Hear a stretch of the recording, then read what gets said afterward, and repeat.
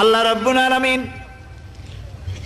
কোরআনে কারীমের ভিতরে নবীজির নাম একটি বারের জন্য নাম ধরে তাকে ডাকেন নাই, বরং তিনি বলেছেন তোমরা পরস্পর পরস্পরকে যেভাবে নাম ধরে ডাকাডাকি করো আমার নবীকে সেভাবে নাম ধরে ডাকবে না। আল্লাহ নিষেধ করেছেন আমার নবীর নাম ধরে ডাকবে না। সুবহানাল্লাহি ওয়া বিহামদিহি। এই পৃথিবীতে যত নবী আসছেন সমস্ত নবীরা হলেন এলাকা ভিত্তিক নবী, অঞ্চল ভিত্তিক নবী।